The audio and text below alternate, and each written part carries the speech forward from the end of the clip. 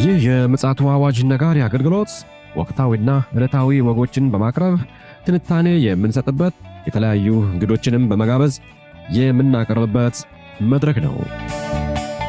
መረጃዎችን ያጠናከረ ይዞልን የሚመጣው ፓስተር አለማየሁ ነሙ ሲሆን ፕሮግራሙን የመራና መሰናዶውን ኤዲት በማድረግ ወደ እናንተ የሚያቀርበው ይልቃል አስራት ነው። መልካም ጊዜ። የሆነ አጀንዳን ፓስተር አጋርቶን ነበረ። ምን ያህል ሰይጣን በምድር ላይ የሰው ልጆችን ወደ ገሃነም ለመንዳት ለመማገድ ከፍተኛ ትጋትና ርብርቦሽ ያደረገ እንደሆነ እንዲሁም ደግሞ የእግዚአብሔርንም ቁጣ ወደ ምድር ለማዝነብ በጣም በትጋት ላይ እንደሆነ የሚያመላክት መረጃን ፓስተር አጋርቶን ነበረ። ይህ መረጃ ምን ነበረ ለምትሉ በቻናላችን ላይ በመግባት መረጃውን ማድመጥ ትችላላችሁ። እንዲሁም ደግሞ ለሌሎችም ማጋራት ትችላላችሁ። ይህንን እንግዲህ መጠቆም እንወዳለን። ፓስተር እንግዲህ መስመር ላይ ሌላ መረጃ ይዞልን መጥቶ ያጋራን እየጠበቀን ይገኛል። መልካም ጊዜ እንደሚኖረን ተስፋ አደርጋለሁ። ይልቃል አስራት ነኝ ከምፅዓቱ አዋጅ ነጋሪ አገልግሎት። ውድ አድማጮቻችን እንግዲህ ከምንጊዜውም በላይ የክርስቶስ ኢየሱስ ዳግም መምጫ እየተቃረበ እንደሆነ መረጃዎችም ክስተቶችም እየጠቆሙን ይገኛሉ። ከምንም በላይ ደግሞ መጽሐፍ ቅዱስ የነገረን ደግሞ በእርግጥ ጌታ ኢየሱስ በመምጣት ላይ እንደሆነ በትክክል ይነግረናል። እስኪ እንግዲህ ለዛሬ ምሽት ደግሞ ፓስተር ይዞልን የመጣውን መረጃ ከማጋራቱ በፊት ሰላምታ እንለዋወጥና በቀጥታ ይዞልን የመጣውን መረጃ ያጋራናል። ሰላም ላንተ ይሁን ፓስተር፣ እንዴት አመሸ? እንደምን አመሸ ወንድም ይልቃል። እግዚአብሔር የተመሰገነ ይሁን። ቀን በጣም አሳሳቢ መረጃ አጋርተን ነበረ። ለዛሬ ምሽት ደግሞ ምን ይዘህልን መጣ? እንግዲህ ትንሽ የአውሮፓን የመንፈሳዊ እንቅስቃሴ እንመልከትና ወደ ሌሎች ደግሞ መረጃዎችም አብረን እናልፋለን። አውሮፓ ላይ አሁን በጣም ከሚታሰበው ከተገመተው በላይ ከፍተኛ የሆነ መንፈሳዊ እንቅስቃሴ እየተከናወነ ነው ያለው። በጣም ትልልቅ ለረጅም ጊዜ ተረስተው የነበሩ ትልልቅ ክሩሴዶች፣ ስብሰባዎች፣ ጸሎቶች፣ አምልኮዎች እየተከናወኑ ነው ያሉት።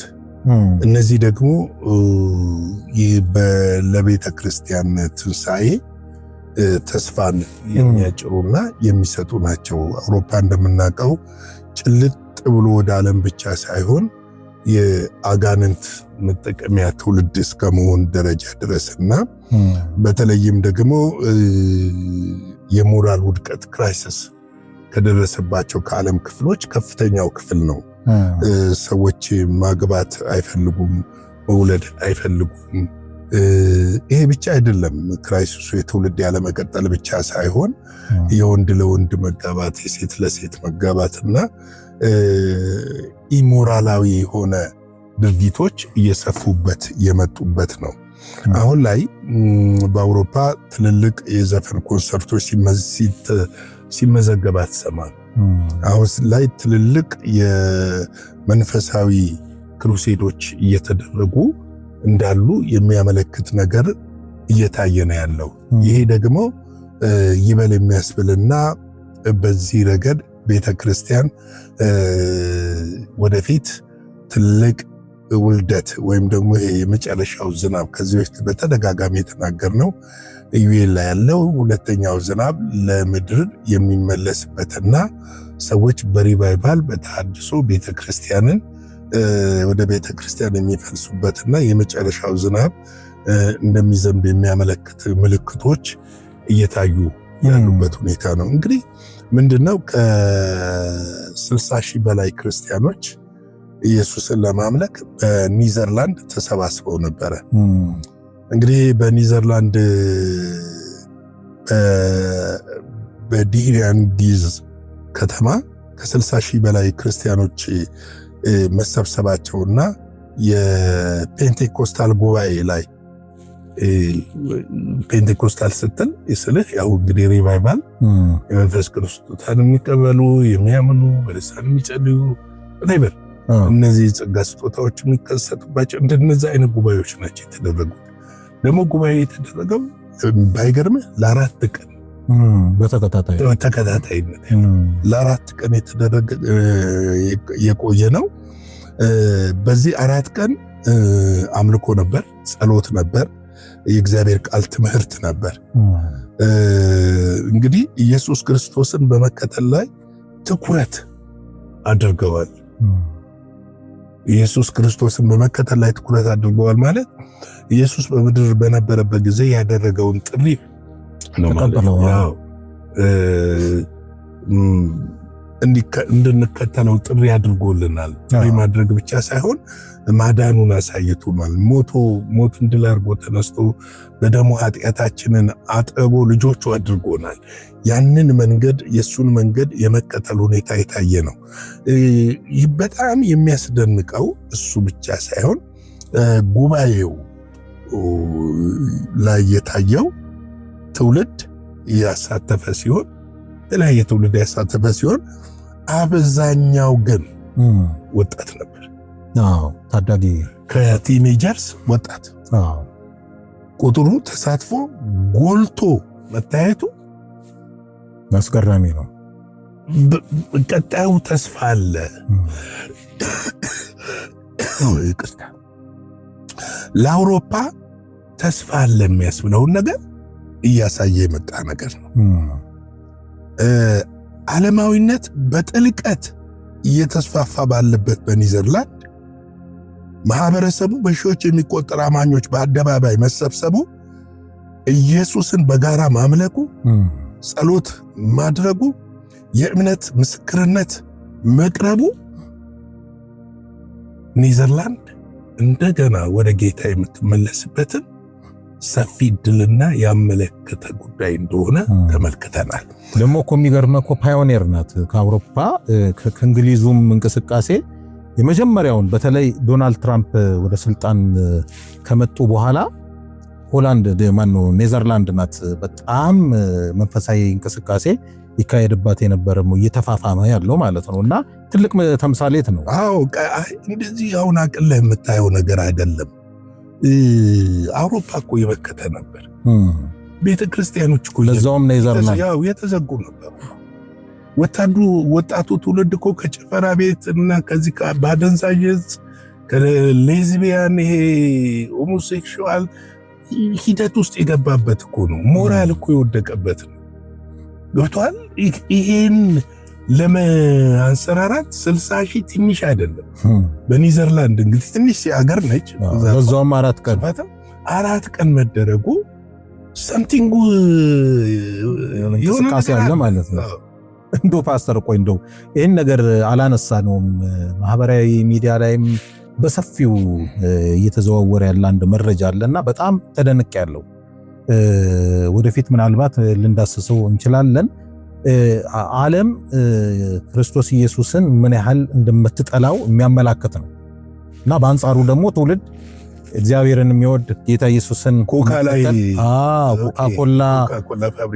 ኮካኮላ ያመጣው አንድ ሂደት አለና እንደው ብናወራበት መልካም መሰለኝ ፓስተር። ምንም ችግር የለው። ምንድነው መሰለ ቀጥታ ስርጭት ላይ አንድ ወጣት ልጅ ለሰው ለማስረዳት ነው እና ምንድነው የሚለው ዌብሳይቱ ላይ ተገባና ሰይጣን መልካም ነው፣ ሰይጣን ንጉስ ነው ስትል አክሴፕት ያደርገዋል፣ ይቀበለዋል። ያንተንም ስም እንደዚህ አሁን እኛ ሀገርም የተለመደ ነው፣ በስም ማሰራት ትችላለህ እና እሱን ለማሰራት ብሎ ያስኬደው ጉዳይ ነውና ጂሰስ ኢዝ ኪንግ ስኪል ሞክር ብሎ ሲያደርገው ሪጀክት አደረገው 2 ጊዜ ገባ። ጂሰስ ኢዝ ሆሊ የሌሎችን ሃይማኖት ግን ይቀበላል፣ ሁሉንም ይቀበላል። ኢየሱስን ግን አልተቀበለችም። እንደው ትንሽ ብታወራ መልካም ነው። ምንድነው መሰለ ዓለም እኮ ለኛ የተገባች አይደለችም፣ ለኢየሱስም የተገባች አይደለችም። ገፍተዋለች። ዓለም አሁን ፍጻሜው እየመጣ ሲመጣ ሰይጣን በኃይል በቁጣ በስልጣን የሚሰራበት ነው። ይሰራል ስንል ሳርና ዛፍ ቅጠሉ ላይ እኮ አይደለም የሚሰራው። እንደነዚህ አይነት ትልቅ ድርጅቶችን፣ ግለሰቦችን ገብቷል፣ ካምፓኒዎችን መንግስታትን በመንግስታት ውስጥ ፖሊሲዎችን በማጸደቅ እኮ ነው የሚሰራው። ይሄ ሰው ለምን እንደሚሞኛል ሰይጣን የሆነ ጭራሮ ምናምን አይደለም። እንደዛ የብርሃን መልአክ መስሎ ይመጣል አይደለም። እንደዛ አይደለም። ምንድነው የሚያደርገው ስትል ፖሊሲ ያወጣል። ገብቷል? ፖሊሲ ያወጣል። ትውልድን የሚገል ፖሊሲ የት ሆኖ መንግስት ውስጥ ቁጭ ብሎ ለምሳሌ የኒው ሊበራሊዝም ፖሊሲ እኮ ያጋንንት ፖሊሲ ነው። ምን ጥያቄ ያለው? እርኩሰትን ማስፋት፣ እርኩሰትን መቀበል ህጋዊ አድርገህ ቀን እንደዘገብ ነው ማለት ነው። አዎ። ስለዚህ ኮካ ላይ እንዲህ ቢሆን ለምን ይደንቃል? ኮካ ባክግራውንዱን አንተ ምን ማን ያውቀዋል? የምታውቀው ነገር አለው? የለም እኮ ንጥረ ነገር ምን እንደሆነ አናውቅም። ምን ተጣጣው ነገር እኛ የታሸጉ ነገሮች በእምነት ነው የምናደርገው። ለምን እኛ ላይ ጉዳት ሊያደርስ መብት የለውም፣ ስልጣንም የለው። ልክ ነው። ነገር ግን ይሄን ጉዳይ ለምንድን ነው አክሴፕት ያላደረገው ስትል መጀመሪያ የክርስቶስ ነው ወይ እንዴ? በጣም እኮ ነው መነጋገሪያው ነው። በአሜሪካን ክርስቲያኖች ዘንድ ከፍተኛ መነጋገሪያ ነው። መነጋገሪያ ለምን አይሆንም? በእኛ ሀገር እኮ እንደዚህ አይነት ነገሮችን እየተከታተሉ የሚዘገቡ ጥቂት ልጆች ናቸው ያሉት። ስለማይዘገብ እኮ ነው። እኛ ሀገር ምንድን ነው መሰለ ወይ ቦርናጌን የሆነው ማህበረሰብ ነው የሚዘግበው። ገብቷል? ዳግም የተወለደው ክርስቲያን ወንድሞችና እህቶች ሚዲያው ላይ ካሉ ወይ እነሱን ኮንሸስ ከሆኑ ያን ነገር ይዘግቡታል። ኮንሸስ ካልሆኑ ግን ያን ነገር ሊዘግቡት አይችሉም። ልክ ነው። ስለዚህ አክሴፕት አድርግልኝ ስትለው ሲከለክልህ something wrong። ማን ነው? ለምን ነው ከኋላ ያለው? ማን ነው ከኋላ ያለው? ማን ለምን ጠላው? ይኸውልህ ዓለም አሁን ላይ እኛ በጌታ ስለሆኑ ብቻ እኮ አይደለም። ዳርክ ሶሳይቲ የሚባሉ አሉ። ቢሃይንድ ሆኖ ማንነታቸው አይታወቅም። ጨለማው ማህበረሰብ ማንነታቸውን በአካል ላታውቃቸው ትችላለህ። ባለስልጣን ሊሆኑ ይችላሉ፣ መሪዎች ሊሆኑ ይችላሉ፣ በተለያየ ዓለም ሳይንቲስቶች ሊሆኑ ይችላሉ፣ ወታደራዊ አዛዦች ሊሆኑ ይችላሉ። whatever የዛ ሶሳይቲ አባል የሆኑ ዓለምን ራንም እያደረጉ ያሉት እነሱ ናቸው። ለምንድን ነው የሚያደርጉት? እንዴት ነው ራን የሚያደርጉት ብለህ ብትል ፖሊሲ ያስቀርጻሉ። ገብቶሃል? ፋይናንሱንም ታንኩንም ይዘውታል፣ ሁሉንም።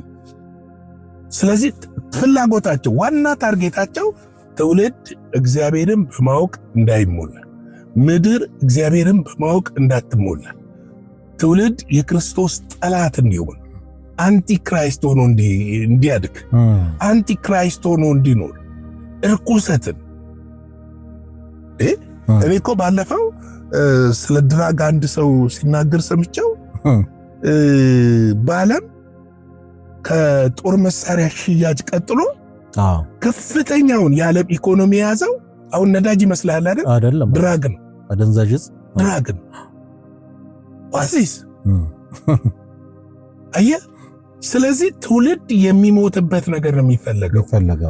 እንዲህ መሃል ነው እነዚህ እንግዲህ 60 ሺህ ወጣቶች በእርግጥ የእንግሊዙንም አልዘገብንም። ከዛ ከ100 ሺህ ያልፋል የነሱ ጋዘርዶ ነው ለተወሰነ ቀን ለአራት ለአምስት በጀርመንም እንደዚሁ የሆነውን እንዲህ አይነት እንቅስቃሴ መኖሩ ሰይጣን ያስቆጣው ይመስለኛል። በጣም ያበሳጨው ይመስለኛል። በቃ ራሱ እኮ የኢየሱስ ክርስቶስን ዳግም መምጣት ራሱ በፍጹም አይፈልገው። በፍጹም አንተ እሱን ትላለህ፣ ግን ነገር አይፈልግም። እሱን ትላለህ። ቅድም አንድ መረጃ ልቀልኛል መሰለኝ ወይ አውርተነዋል። አንድ መረጃ ክርስቶስ ኢየሱስ አላረገም ብለው ለማስወራት ዝግጅት ላይ ናቸው። የሆነ አስከሬን እስራኤል ውስጥ አውጥተው ለማስወራት ዝግጅት ላይ ናቸው። ለምንድን ነው መሰለህ? አይሁዶች አዲስ ነገር ክርስቶስ ኢየሱስ አልመጣም ነው የሚሉት። አልሞተም አልተነሳም ብለው ነው የሚመጡት። እሱ ብቻ እኮ አይደለም እኮ ራሱ ወንጌላት ላይ የተነገረው እውነት እኮ አለ እኮ። ጌታ ኢየሱስ ከመቀበሩ በፊት በሶስተኛው ቀን እነሳለሁ ብሏልና አይደል ያሉት። ሌላ እዛ ጋር እኮ ሴራ እኮ ሲያጠነጥኑ ነበር። እሱማ እንደዛ ይነሳሉ። መቃብሩን የሚያስጠበቁት ለዛ እኮ ነው። መቃብሩን እንዲጠበቅ ለሮም ወታደሮች እኮ የከፈሉበትና ትእዛዝ የተሰጠበት ምክንያት ነገር ግን ያው እነሱ ተኝተው እሱ ፈንቅሎ ተነስቶ ስለዚህ እነና አጀንዳ በዚህ በመጨረሻው ዘመን አንስቶታል። አሁን ለምንድን ነው በዚህ በመጨረሻ ዘመን የተነሳው? ለምንድን አሁን ስታየው እሳቱ ከዳር ከዳር እየነደደ ነው ያለው። የወንጌል እሳት ትውልድ ሊያመልጥ ነው። አብዛኛው ደግሞ የትም ቦታ እኔ ዛሬ ደግሜ የምናገራለሁ በሚያስደንቅ ሁኔታ ቲኔጀሮች ናቸው። ከ16 ዓመት በላይ የሆኑ ወጣቶች ናቸው። እውነት ነው። እሳቱ ላይ ያሉት ወንጌልን እየሰበኩ ያሉት እየተናገሩ ያሉት እየመሰከሩ ያሉት ፕሮግራሞች በሚደረጉበት ቦታ ማጆሪቲ ወጣቶች ናቸው። እንደው ፓስተር እንደው በዚህ ጉዳይ ላይ እንደው አጽንኦት እንድትሰጥ ስለፈለኩ ነው። በጣም ይቅርታ። እንደው የኛ አገር ጉዳይ እንደው አያሳስብም ወይ? እንደው አሁን ይሄ እንቅስቃሴ እዚህ አገር ላይ መነሳት የለበትም ወይ? ለምንድነው ህብረቱስ ቢሆን ካውንስሉስ ቢሆን ለምንድነው የተኛው በዚህ ጉዳይ ላይ? እና ይሄ በጣም አሳሳቢ ሊሆን አይገባም ፓስተር? አሳሳቢ ነው። እኛም በኢኮኖሚ ይዞናል። በኢኮኖሚ ሰይጣን የሰውን ልብና አእምሮ ሁሉ ወደ ፋይናንስ አዙሮታል። ገብቷል። ከድህነቱ አንጻር ወደዛ አዙሮታል። እና አሁን የሆነ ፓስተር ሄደ ብታወራው መኪናም ካለው ቤትም ካለው ቤቱን እንዴት እንደሚቀይር መኪናውን እንዴት እንደሚቀይር ነው እንጂ ቢነግርህ ስለሚድኑ ሰዎች ሊነግርህ አይችልም። ድሮ የነበረ እኔ የማስታውሰው ጨዋታ አለ። ምንድነው ስንገናኝ ቃል ነው ሼር የምትደራረገው ወይ ማለዳ ዲቮሽን ላይ ሼር የተካፈልከውን ከእግዚአብሔር ያገኙ ዛሬ እኮ እግዚአብሔር እንደዚህ ያለኝ ይህን ቃል ብለህ ቃል ታካፍላለህ። ቀጥሎ የነበረው ወሬ ስለሚድኑ ሰዎች ነበረ። ለእነንትና እኮ መስክሬላቸው ወደ ጌታ አልመጡም የሚለው ነበረ። አሁን ይሄ አይደለም። ቁሳዊ ነገር ነው። ቪዋይዲ አዲስ ምርት ገብቷል። ምን ታስባለህ? ገብቷል። ህንጻችንን መጨረስ አለብን ነው ሜጀር። ይኸው ለአሁን ምን መሰለህ፣ ሴጣን ዋይዝ ነው። ሚይዘው አይምሮህን ነው። ገብቷል። አይምሮአቸውን ይይዛል። በምን ይይዘዋል መሰለህ? በቁሳዊ ነገር ላይ ይይዛል። ለረጅም ጊዜ ደግሞ ኢትዮጵያ ውስጥ አንድ የስህተት ትምህርት ነበር። ሰማይን ገልጦ ከማሳየት ይልቅ ምድርን ማሳየት። እንደው አንድ ጊዜ አንድ ስብከት ሰምቼ በጣም ልብ ያዝኗል። ቸርቹን አልነግርህም። 95% የኢትዮጵያውያን ክርስቲያኖች ችግር ፋይናንስ ነው። ምንም ጥያቄ የለውም። ፋይናንስ ነው የሚል ስብከት። እውነት ፋይናንስ ነው ችግራችን? መንፈሳዊ ነገርስ ችግራችን አይደለም? በስለናል፣ አድገናል፣ በቅተናል። እውነት እግዚአብሔርን ቃል በስርዓቱ አጥንተናል። ፋይናንስ እኮ ሁለተኛና ሶስተኛ ነው። ጌታ ኢየሱስ ራሱ እኮ ስለምትበሉ ስለምትጠጡት ስለምትለብሱት አትጨነቁ፣ ይህንን የሰማይ አባታችሁ እንደሚያስፈልጋችሁ ያውቃል አለ። እንኳን እኛን አይደለም ለአሕዛብ እንደሚያስፈልግ ያውቃል። አስቀድማችሁ ግን አለ ጽድቁንና መንግስቱን እሹ፣ ሌላ ሁሉ ምን ይሆንላችኋል? ይጨመርላችኋል ነው ያለው። ቅድሚያ ይሄ ነው መቀደም ያለበት። ስለዚህ ትውልድን የሚያነሳ ነገር የሚሰሩ ወጣቶች ያስፈልጉናል። ቤተ ክርስቲያን ውስጥ እኮ ወጣት አገልጋዮችን ማዘጋጀት የምታዘጋጅ ቤተ ክርስቲያን እንጃ ስንት አለ። ወጣት ፓስተሮችን፣ ወጣት ወንጌላውያኖችን። ወንጌላዊ የሚባለው የአገልግሎት ክፍል የለም፣ ተመቷል። የለም በቃ ምንድነው በተባራሪ በየአቅጣጫው ኢትዮጵያ ቤተ ክርስቲያን ውስጥ በጣም ትልቁ ሮንግ የሆነ ስህተት፣ ሜጀር የሆነ ስህተት፣ እግዚአብሔርም የሚያዝንበት ስህተት የሚመስለኝ ምን እንደሆነ ታውቃለህ? ፓስተር መሆን የእድገት መለኪያ አይደለም። ኢትስ ግሬስ ነው፣ ኮሊንግ ነው፣ የተጠራህበት ነው። ወንጌላዊነትም ፓስተርም ሐዋርያም ነቢያትም አስተማሪም እኩል ነው አድርጎ ነው ለቤተ ክርስቲያን የሰጠው። ለአካሉ ማነሻ ወንጌላውያኖች በሌሉበት ነፍሳት ይድናሉ ብለህ የምትጠብቀው እያንዳንዱ የሥራ ድልድል አለ። ያንን ልጠብቅ አትችልም። ስለዚህ እነዚህ ነገሮች መከሰታቸው በምድር ላይ አሁን ላይ በተለይ ሰይጣን በአውሮፓ፣ በአሜሪካ፣ በኤዥያ የሆነውን ያለው የመንፈሳዊ እንቅስቃሴን ነገር ተመልክቶ በቁጣ የወጣ ይመስለኛል። እንግዲህ ቀን ላይ የዘገብነው ራሱ ሞሎክ የሚባለውን ጣዖት በአሜሪካ በዚህ ጊዜ ማቆም የተፈለገበት ምክንያት ይህንን የትውልዱን መንፈሳዊ እንቅስቃሴ ለማኮላሸት ታስቦ የተደረገ እንደሆነ ነው እኔ የምረዳው። ነገር ግን የእግዚአብሔር ቃል ሁልጊዜም በገፋው መጠን እያሸነፈ ይወጣል። አሜን። ልክ ነው። በገፋው መጠን ድል እየነሳ ይወጣል። እሳቱ ከተለኮሰ ይነዳል። ልታጠፋው አትችልም። ዋቴቨር አድርገህ ልታጠፋው አትችልም። ስለዚህ ይህንን ልናስተውል ይገባል እላለሁ። እንግዲህ ቤተክርስቲያን ፊቷን ወደ ወንጌል መመለስ አለባት። ግንባታው የሚከናወን ችግር የለም። እሱን ለኮሚቴ ሰጣቸው ሙሉ ጊዜ የተጠራቸው አገልጋዮች ግን ትውልድ ላይ ብሰሩ፣ ቤተክርስቲያን ላይ ብሰሩ፣ ህዝብ ላይ ብሰሩ፣ ወንጌል ስርጭቶች ላይ ቢሰሩ ብዙዎችን ከጨለማ እንታደጋለን ብዬ አምናለሁ። ጌታ ጸጋ፣ ሰላም፣ ምሕረት፣ ቸርነት ከሁላችን ጋር ይሁን። ሻሎም። እግዚአብሔር አብዝቶ ይባርክ ፓስተር። በጣም የሚደንቅ መረጃ ነው እውነት ለመናገር እንደዚህ አይነት መረጃዎች በጣም እጅግ ደስ የሚያሰኙን መረጃዎች ሆኖ ነው የምናገኛቸው። እንደው አንተ አውሮፓን አልክ እንጂ በትላንትናው ዕለት ሲቢኤን ኒውስ የዘገበው ደግሞ በዚህ በፓኪስታን እየሆነ ያለው የወንጌል እንቅስቃሴ በጣም በጣም ባልተለመደ መልኩ ነው እንግዲህ የሆነ ያለውና የሚድኑት ነፍሳት የሚሰሙት ደግሞ ወንጌልን እየሰሙ ያሉ ሰዎች እጅግ እየበዙ ነው የመጡትና እውነት ነው ሰይጣን ይሄ ያበሳጨው ይችላል። ስለዚህ የኢትዮጵያ ቤተክርስቲያን ግን መንቃት አለባት ብለን እኛ በየቀኑ በየጊዜው ይህን ነገር እያበሰርን እየተናገርን እንገኛለን። በጣም በጣም አስፈላጊ የሆነ ወቅት ላይ ነው ያለው። የወንጌል እንቅስቃሴ በኢትዮጵያ ውስጥ መፋፋም አለበት። እንግዲህ በየቤተክርስቲያኑ ብዙ ወጣቶች አሉ። ይህንን ሞቢላይዝ በማድረግ ዳግማዊ ዘመቻ ፊልጶስ በምድራችን ላይ መከሰት አለበት የሚል እምነት አለንና እንግዲህ የቤተክርስቲያን መሪዎች የምታዳምጡን በዚህ ጉዳይ ላይ ትኩረት ሰጥታችሁ ብትሰሩ የእግዚአብሔር መንግስት ክርስቶስ ኢየሱስን መምጣት ማፋጠን ይቻላልና ይህንን እንግዲህ ምክር ሐሳብ እናንተ ማጋራት እንወዳለን። ውድ አድማጮቻችን እንግዲህ እንደሰማነው ነው ክርስቶስ ዳግም መምጫ የመጨረሻው የትንቢት ክፍል ይህንን ያመላክታልና እንግዲህ ምን ያህል በዚህ ጉዳይ ላይ ዝግጁ ሆነናል የሚለውን ለእናንተ በመተው ለዕለተ ማክሰኞ ይዘን የመጣነው መረጃ በቀኑም በምሽቱም ይህንን ይመስላል።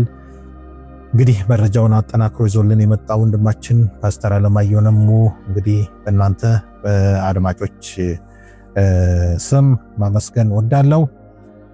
እንግዲህ ልንገናኝ የምንችለው በዕለተ ሐሙስ ነው። በነገው ዕለት እንግዲህ ሳምንታዊው ዜና በብስራት ታደሰ በቀጥታ ስርጭት ከምሽቱ 12 ሰዓት ላይ ይቀርባል። አዳዲስና በጣም ወቅታዊ የሆኑ መረጃዎችን ዜናዎችን ይዞ ይመጣል። በዛም ታዳሚ እንድትሆኑ ግብዣችን ነው። ሐሙስ እስክንገናኝ ድረስ ሻሎም። ለዛሬ ይዘን የመጣነው ወቅታዊ መረጃ ይህንን ይመስል ነበረ። በሌላ ጊዜ በሌላ መሰናዶ እስከምንገናኝ ሰላም ለእናንተ ይሁን።